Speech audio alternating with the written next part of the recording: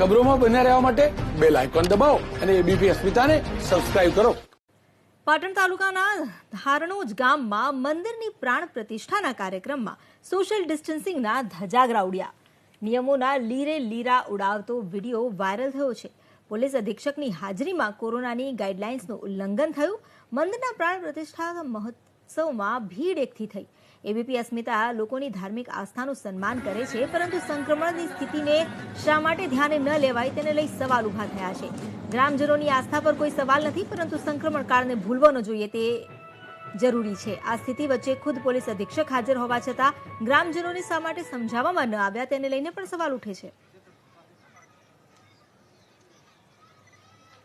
એક તરફ સંક્રમણ કૂદકીને ભૂસકે વધી રહ્યું છે અને તેનો વ્યાપ વધી રહ્યો છે. દિવસે ને દિવસે આંકડા વધી રહ્યા છે. તેવામાં આ પ્રકારે જો કાર્યક્રમ કરવામાં આવે તો તેની કેટલી વિપરીત અસર થઈ શકે છે અને સંક્રમણનો વ્યાપ કેટલો વધી શકે છે એ ગંભીર અને વિચારવા જેવી વાત છે. તેમ છતાં પોલીસ અધિક્ષકની હાજરીમાં જ આ પ્રકારનો કાર્યક્રમ કરવામાં આવ્યો. અમારી સાથે જોડાઈ ગયા છે સંવાદદાતા વિનોદ, આપી રહ્યા છે વધુ જાણકારી. જી વિનોદ.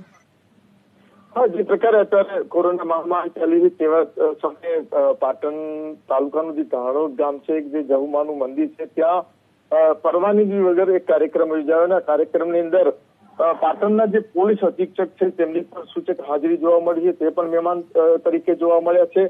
નાની જે બાળકીઓ હોય તે પણ આ કાર્યક્રમમાં જોવા મળશે. ક્યાંક ને ક્યાંક તંત્ર જે પ્રકારે એની જે બેદરકારી સામે આવી છે કે ગ્રામ પંચાયત હોય કે વહીવટી તંત્ર પ્રશાસન દ્વારા જે પ્રકારે કોઈ પણ મંજૂરી લીધા વગર જે પ્રકારે કાર્યક્રમ કર્યો છે, ક્યાંક ને ક્યાંક અત્યારે હાલ પાટણમાં જે કોરોના જે કેસ વધ્યા છે તેને લઈને ક્યાંક ને ક્યાંક ચિંતાજનક જે દ્રશ્યો સામે આવી રહ્યા છે. જી આભાર આપનો જાણકારી આપવા માટે. પોલીસ અધિક્ષકની હાજરીમાં જ્યારે આ પ્રકારનું કાર્યક્રમનું આયોજન કરવામાં આવે છે તો સવાલ અહીં પ્રશાસન પર પણ ઉઠી રહ્યા છે. એક તરફ અમલવારી કરાવવા માટે પ્રશાસને જે રીતની મહેનત કરવી જોઈએ, જે રીતના પગલાં લેવા જોઈએ અને જે રીતે કાયદાનું પાલન કરાવવા માટેની સ્થિતિ હોવી જોઈએ તેનાથી વિપરીત અહીં સ્થિતિ જોવા મળી. પાટણ તાલુકાના ધારણોજ ગામના જે દ્રશ્યો જોવા મળ્યા, આ દ્રશ્યોમાં મંદિરની પ્રાણ પ્રતિષ્ઠાના કાર્યક્રમમાં સોશિયલ ડિસ્ટન્સિંગના ધજાગરા ઉડ્યા અને પોલીસ અધિક્ષકની હાજરીમાં જ્યારે આ કાર્યક્રમ કરવામાં આવ્યો તો તેમ છતાં શા માટે અહીં નિયમોનું પાલન ન કરાવવામાં આવ્યું? અમારી સાથે એસપી જોડાઈ ગયા છે અક્ષયરાજ મકવાણા સાહેબ. અત્યારે બધા એવી વાત કરે છે કે નિયમોનું પાલન કરાવવાનું, પરંતુ જે આ ધાર્મિક કાર્યક્રમ હતો ત્યાં તો ક્યાંય નિયમોનું પાલન ન થયું અને તે પણ પોલીસ અધિક્ષકની હાજરીમાં. જે કોઈ ધાર્મિક કાર્યક્રમ નતો, હું ખાલી મંદિરે તો હું દર્શન કરવા માટે ગયો હતો અને ત્યાં અમે નિશ્ચિત બી કર્યું હતું કે જયારે હું આવું તો મારો દરેક પોલીસ સ્ટાફ બી માસ્ક જ રાખશે અને દરેક જણાએ માસ્ક રાખેલું છે. પરંતુ ત્યાં જે લોકો હતા, શું આપે એ લોકોને નહોતા જોયા? તમામ લોકોને માસ્ક હશે એટલું તો એન્શ્યોર અમે કરાવ્યું હતું મંદિરોમાં બી. અને હાલમાં અમે તમામ મંદિરોમાં અમારા ક્ષેત્રમાં બી જે લોકો ધાર્મિક વિધિ માટે આવે છે અમે તમામ લોકોને નિશ્ચિત કરીએ છીએ કે દરેક લોકો પહેરે. અને હાલમાં આપણે જણાવું કે હાલમાં જિલ્લામાં જે લોકો બી માસ્ક નથી પહેરતા એ તમામ લોકોને અમે લોકો દંડ વસૂલી કરી રહ્યા છીએ.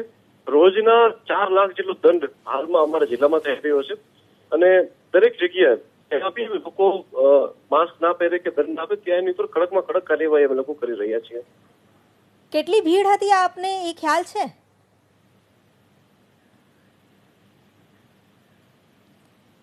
મકવાણા સાહેબ.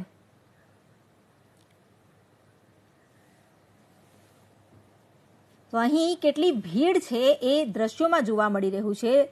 જો કે એસપીનું જણાવવું છે કે તેમણે તો નિયમોનું પાલન કરાવ્યું હતું ને અત્યારે પણ દરરોજ જેટલા પણ લોકો માસ્ક વિના નીકળે છે તેમની પાસેથી દંડ વસૂલવામાં આવે છે. લગભગ 4 લાખ જેટલો દંડ સરેરાશ દૈનિક રૂપે વસૂલવામાં આવે છે. પરંતુ તેમ છતાં આ દ્રશ્યો અહીં એકવાર સવાલ જરૂર ઉભા કરે છે. જો આટલી માત્રામાં ભીડ એકત્ર થાય તો શું કોરોનાનું સંક્રમણ વકરે નહીં?